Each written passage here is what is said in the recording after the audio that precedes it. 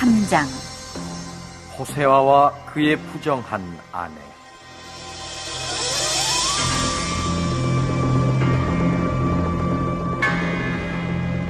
여호와께서 내게 이르시되 이스라엘 자손이 다른 신을 섬기고 건포도 떡을 즐길지라도 여호와가 저희를 사랑하나니 너는 또 가서 타인에게 연애를 받아 음부된 그 여인을 사랑하라. 하시기로 내가 은 15개와 보리 한 오멜 반으로 나를 위하여 절을 사고 저에게 이르기를 너는 많은 날 동안 나와 함께 지내고 행음하지 말며 다른 남자를 쫓지 말라. 나도 내게 그리하리라 하였노라. 이스라엘 자손들이 많은 날 동안 왕도 없고 군도 없고 제사도 없고 주상도 없고 에봇도 없고 드라빔도 없이 지내다가 그 후에 저희가 돌아와서 그 하나님 여호와와 그 왕 다윗을 구하고 말일에는 경외함으로 여호와께로와 그 은총으로 나아가리라. 인형을 좋아하는 아이가 엄마를 따라 교회에 왔어요. 인형을 보신 목사님이 말합니다. 야, 인형이 참 이쁘구나. 그래서 여자아이는 목사님은 인형을 좋아하세요? 그럼 좋아하지. 그럼 어떤 인형을 제일 좋아하세요? 글쎄다. 그때 아이가 이렇게 대답합니다. 저는요, 이 인형을 제일 좋아해요. 그 인형은 팔과 다리가 떨어져 나간 오래된 인형이었습니다. 그래, 예쁜 인형도 많은데 왜 그 인형을 제일 좋아하니? 이 인형은요, 아무도 사랑해주지 않으니까요. 아무도 나를 사랑하지 않는다는 그런 생각이 들 때 참 슬픈 일이죠. 사람들은 특별하거나 좀 더 나은 것, 좀 더 좋은 것, 혹은 자신에게 유익이 있을 때 관심과 사랑을 이렇게 주게 돼요. 사랑의 대상 역시 그래도 어느 정도 자신과 레벨이, 격이 맞아야 된다고 생각을 해요. 자신보다 못하면 수준이 떨어진다고. 그렇게 말하는 사람도 있더라고요. 그러나 하나님은 그 누구도 비교하고 따지질 않아요.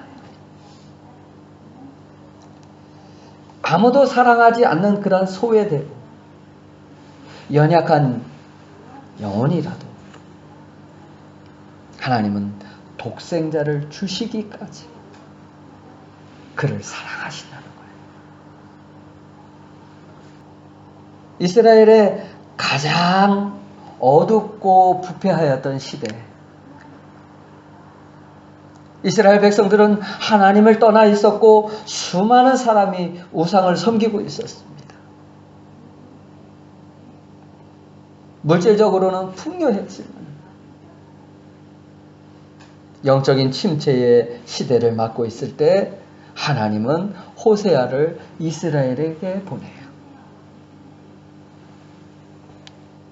그리고 호세아에게 음란한 여인과 결혼하여 그 음란한 자녀들을 낳으라 라고 이렇게 말씀을 하셔요. 호세아는 그 음란한 여인 고멜을 아내로 맞이하고 남편으로서 정말 자상하게 잘해주었어요. 그러나 결혼 생활은 원만하지 않았습니다. 물론 처음부터 각오했는지는 몰라요. 고멜은 그 호세아의 첫째 아이를 낳았습니다.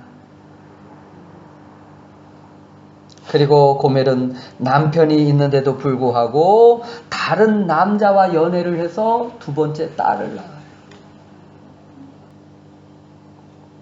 셋째도 다른 남자의 자식을 낳습니다.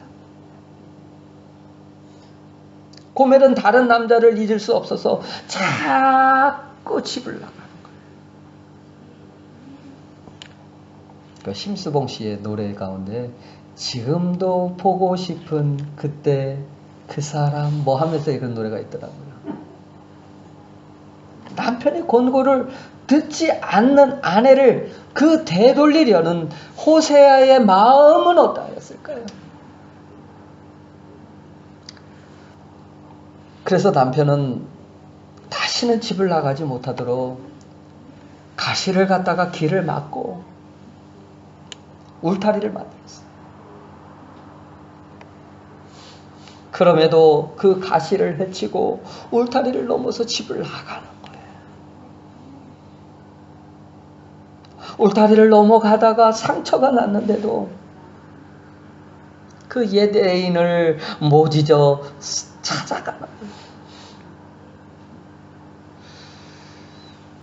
그런데 옛 애인은 그 고멜을 창기요 노예로 팔아 결국 빈손이 되고 상처를 받고 수치와 부끄러움을 당하면서 한탄하는 거예요. 내가 본 남편에게로 돌아가리니 그때의 내 형편이 지금보다 나았습니다.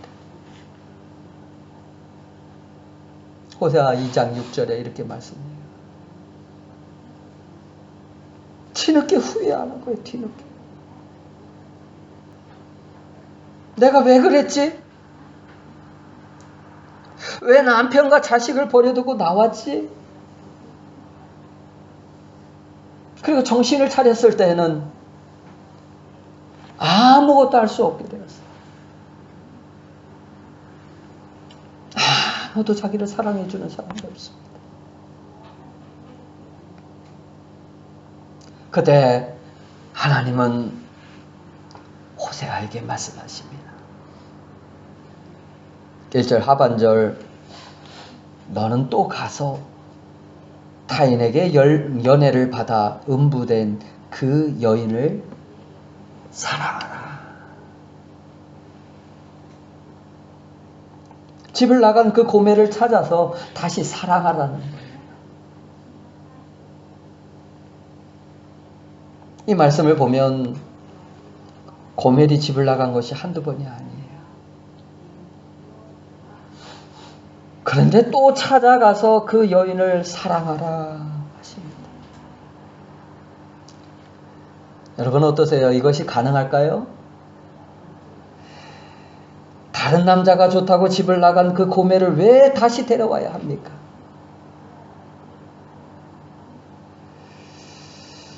제가 잘 아는 분이 있습니다. 그분에게는 집을 나간 부인 때문에 아픈 상처가 있어요. 그리고 이렇게 말하는 것을 들은 적이 있습니다. 남편과 자식 다 버리고 나간 그 사람, 절대로 생각하고 싶지도 않아요. 누구나 이렇게 말할 수 있습니다. 그러나 호세아는 여기 저기 물으면서 고멜을 찾아. 여기 고멜이라는 여인이 있습니까? 여기 고멜이라는 여인이 있습니까?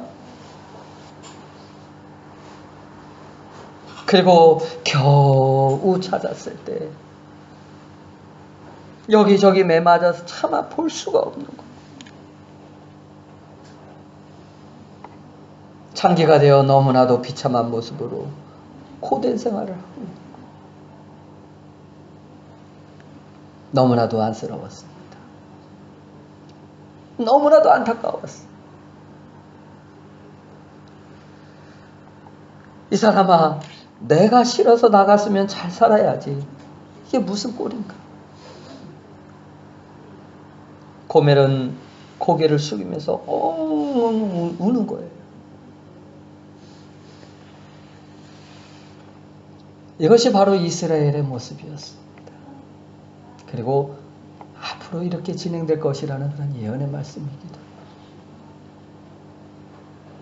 하나님을 멀리 떠나 다른 신을 섬기며 음행하는 그 이스라엘. 그래도 하나님은 이스라엘을 잊을 수가 없었습니다. 버릴 수가 없었어요. 여전히 사랑하고 계셨어요. 하나님을 잊어버리고 하나님을 찾지 않고 음행하는 그 자기 백성들을 하나님은 사랑하신다고 돌아오라고 말씀하시죠. 그렇다고 범죄하고 하나님을 떠난 백성들을 무조건 사랑한다는 말은 아니에요. 초대교회 이단의 무리였던 니골라당은 하나님은 사랑이시기 때문에 무슨 짓을 해도 상관이 없다고 주장을 합니다. 얼마나 좋습니까? 우상을 섬기던, 성적으로 범죄하던, 재물을 사랑하던, 하나님은 너를 사랑하시니까 마음대로 살아도 된다. 여러분 맞다고 생각하세요? 예. 그러나 하나님의 사랑은 이스라엘 백성들이 다른 신을 따라가도 좋고 컴포도를 떡을 즐겨도 좋다는 뜻이 아니에요. 이 말씀은 나는 너희를 버릴 것이다. 너희는 아스로 포로가 될 것이고 이곳은 폐허가 될 것이다. 그러나 내게 돌아오는 자에게는 모든 죄를 기억하지 아니하고 반드시 구원할 것이라는 약속의 말씀이기도 해요.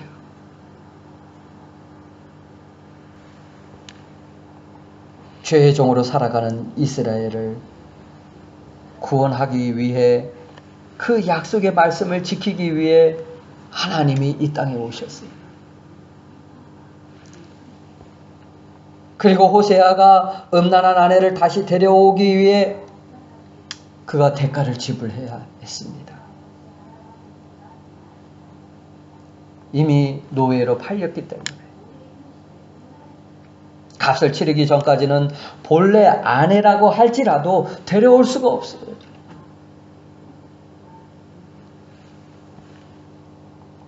당신이 그렇게 살기로 결정했으니 나는 모르는 일이요 할 수 있지만 그래도 사랑하라는 그 하나님의 말씀에 순종하여 호세아는 고멜의 몸값을 지불해요.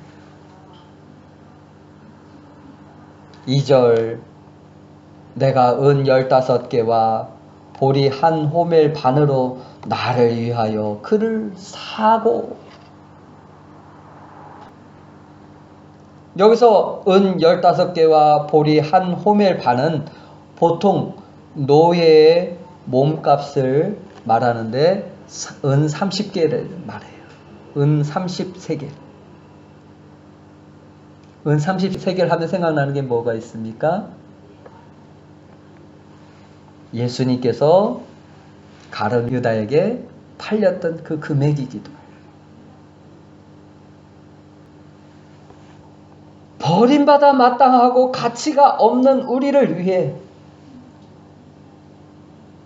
예수님께서 친히 죄의 대가를 지불하신 거예요. 그것은 우리를 구원하기 위해 너무나도 엄청난 대가를 지불한 거예요. 얼마나 비싼 대가가 지불이 되었습니까? 그 대가는 하나님의 아들, 그 아들의 생명을 대신 그 생명을 대신해서 저와 여러분을 사신 거예요. 본래만도 못한 우리를 위해 무엇 때문에 그렇게 엄청난 대가를 치르신 것일까요? 그것은 우리를 사랑하시기 때문에, 우리를 구원하여 하나님과 영원한 삶을 살게 하기 위해서예요. 이것이 하나님께서 우리에게 베푸신 사랑의 증거입니다. 호세아는 비싼 대가를 치르고 노예였던 그 고멜을 다시 데리고 옵니다. 다시는 당신을 잃어버리지 않을 것이요, 나와 함께 갑시다. 호세아가 다시 고멜을 찾아가서 몸값을 지불하고 집으로 데려오는 것처럼 이스라엘 백성들을 다시 구속해서 데리고 오실 것입니다.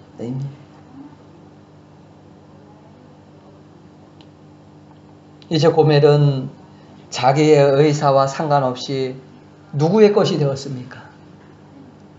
누구의 것? 남편 호세의 것이 된 거예요.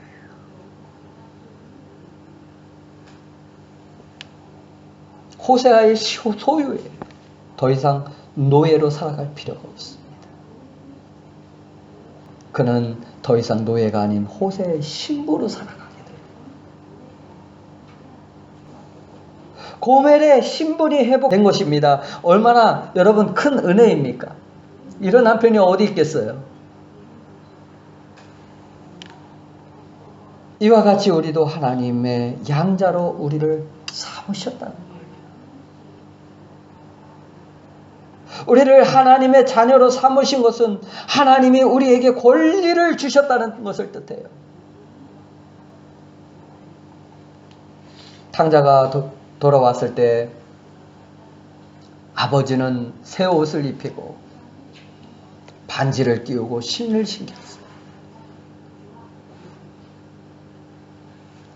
이것은 그가 완전한 아들의 지위와 권리를 회복했다는 그런 의미이기도 합니다. 고멜에게 얼마나 고마운 남편일까? 얼마나 감격하면서 울었을까요? 우리에게도 이런 감격과 은혜가 있습니까? 죄 가운데 내가 죽어야 하는데, 영원한 형벌, 영원한 지옥을 가야 하는데, 하나님의 양자가 되어 이런 고통을 받지 않아도 되는 거예요. 우리는 이 사실을 깨닫지 못하면 또 죄악의 길을 따를 수밖에 없습니다.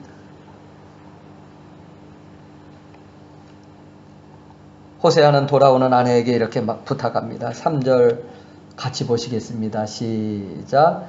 너는 많은 날 동안 나와 함께 지내고 행음하지 말며 다른 남자를 좇지 말라. 나도 내게 그리하리라.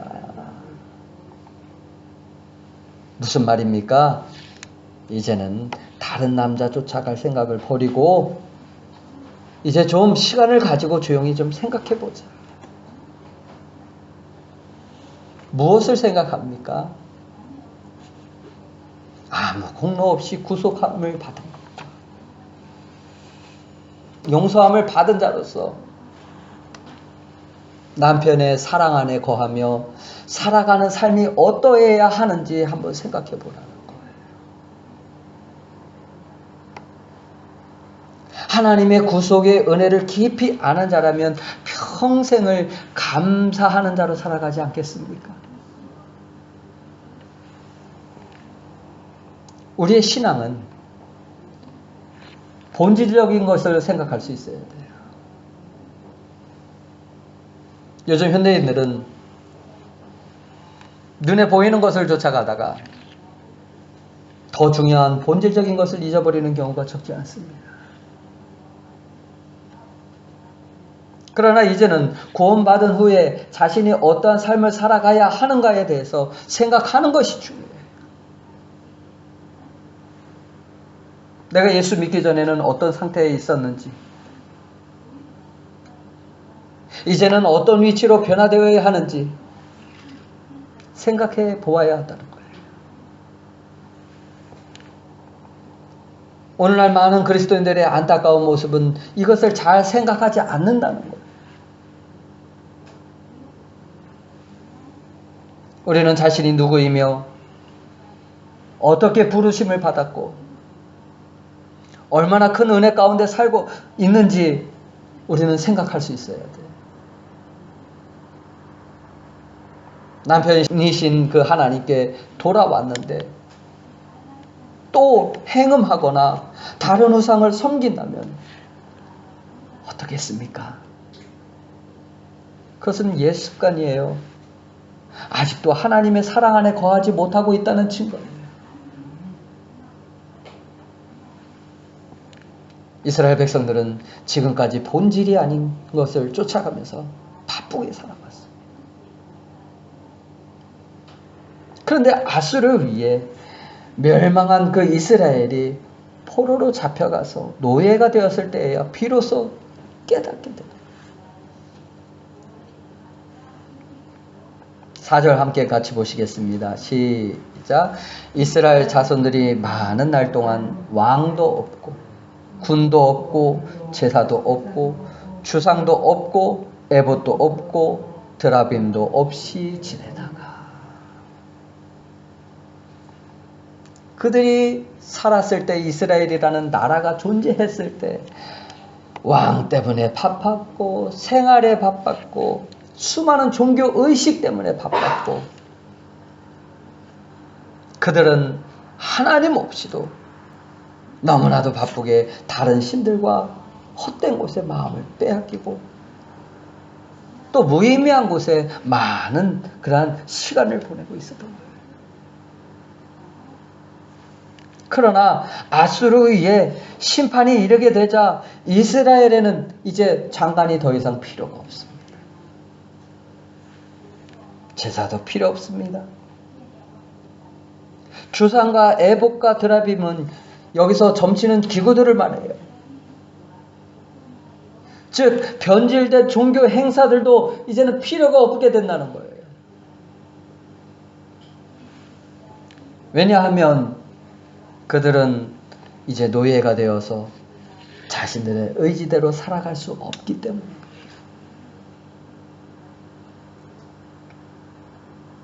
오늘날 우리의 신앙의 모습은 이스라엘의 백성들이 그런 멸망할 때의 모습과 다르지 않습니다. 여러분 얼마나 바쁘십니까? 내용은 없고 형식만 있는 그런 종교 행사를 위해 바쁘게 움직이다 보니까 나의 삶을 위해 바쁘게 움직이다 보니까 열심은 있는 것 같은데 믿음은 있는 것 같은데 마음은 여전히 공허함을 가지고 있는 것을 여러분 느낄 수 있을 거예요. 무엇 때문에 공허해지나요? 우리의 생활이 너무 바빠서 가장 중요한 본질을 잊고 있기 때문에 그렇습니다. 본질로 채워지지 않기 때문에 그래요. 우리는 본질이 아닌 것에 목숨을 걸고 있지는 않을까요? 교회에서 신앙생활 하다가 보니까 지나고 보면은 그렇게 흥분하며 싸울 일도 아니에요. 지나고 나면 하나님 나라에 불필요한 것들이었습니다. 그러나 신앙은 꼭 무엇을 해야 하고 무엇을 이루어야 하는 것은 아닙니다. 그것만이 신앙생활이 아니에요. 때로는 잠잠히 하나님을 바라보는 것도 필요해요. 하나님의 말씀을 들으면서 자신의 영적인 상태를 돌아보는 그런 시간이 필요합니다. 그래야 하나님에 대하여 올바르게 알 수 있고 우리의 신앙의 본질을 바르게 알 수가 있어요. 이스라엘은 뒤늦게서야 후회를 합니다. 그래도 하나님이 우리를 사랑하셨구나. 내가 참 하나님을 바르게 섬기지 못했구나.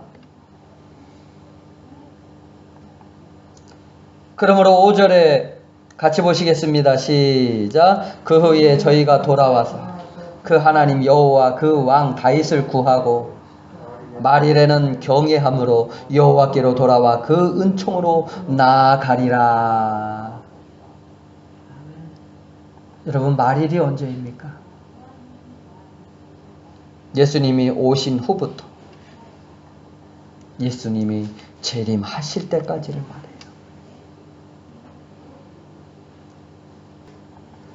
이 말일은 하나님께서 교회를 통해 죄인을 초청하는 시간입니다. 하나님의 품으로 돌아오는 시간이요, 하나님과의 관계가 회복되는 시간입니다.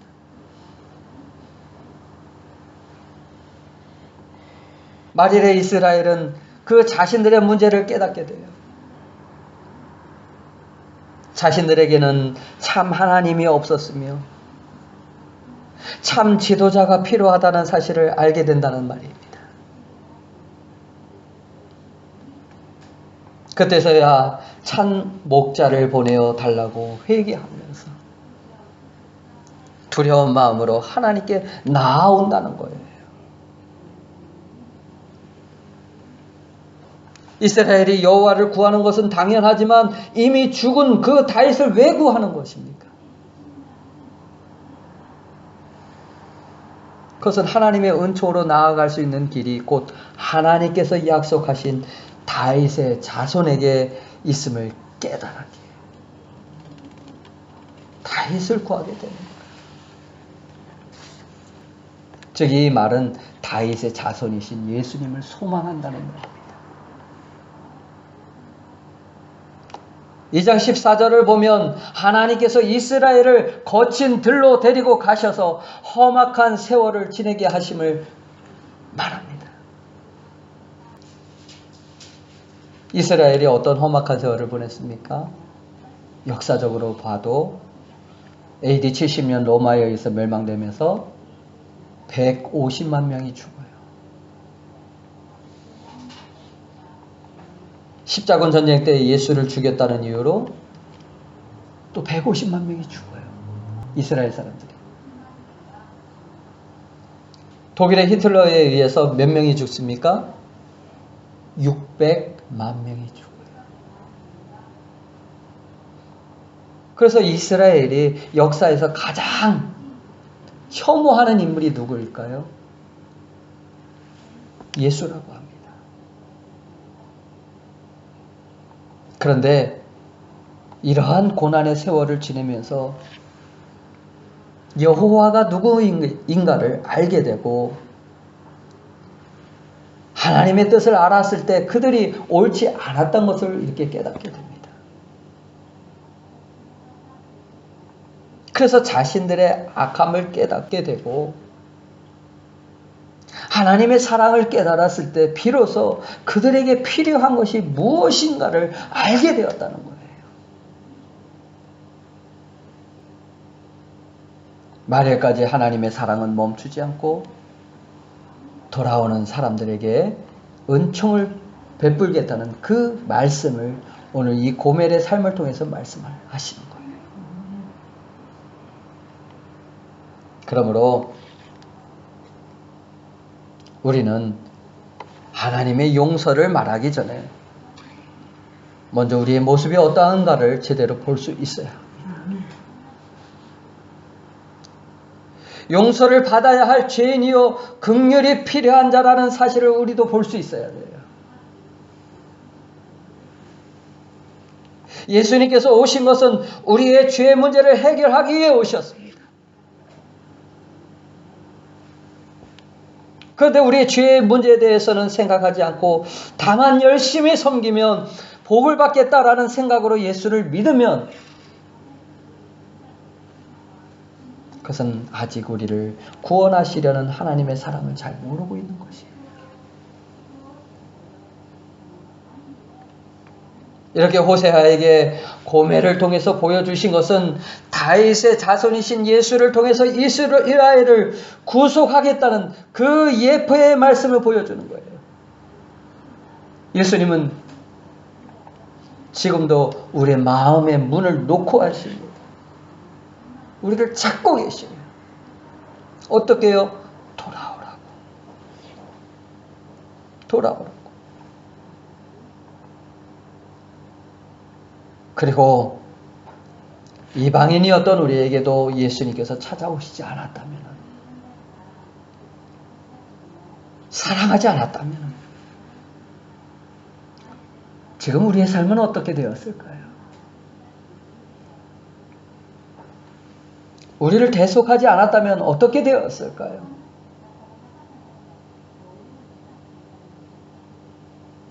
우리가 살 길은 우리의 마음을 돌이켜 예수님께 돌아오는 것입니다. 우리의 마음 문을 열어 예수님을 영접하는 거예요. 초청하는 거예요. 그리고 주인 되게 하는 거예요. 죄 가운데 방황했던 이스라엘이 하나님께 돌아와서 하나님을 찾음으로 은총을 회복한 것처럼 지금 우리가 회복해야 할 것이 무엇입니까? 우리가 하나님의 자녀답지 않은 삶을 살고 있다면, 우리의 마음을 다른 곳에 두고 있다면, 사랑하는 여러분, 예수 그리스도께 그 마음을 돌이킬 수 있기를 바랍니다. 그래서 예수님을 경외하고 예배할 수 있기를 바랍니다. 그러므로 우리의 마음을 하나님께 돌이키고 지금도 우리를 사랑하시는 그 하나님의 사랑 안에 거하며 예수님의 은혜에 감사하며 살아가는 저와 여러분이 되시기를 예수님의 이름으로 축원합니다. 기도하시겠습니다. 우리 함께 같이 기도하실 때, 주여, 우리가 말씀을 쫓아 주님의 사랑 안에 거하기를 원합니다. 인도하여 주시옵소서. 우리 함께 같이 기도하시겠습니다. 오 아버지 하나님, 우리의 마음을 돌이켜 주님께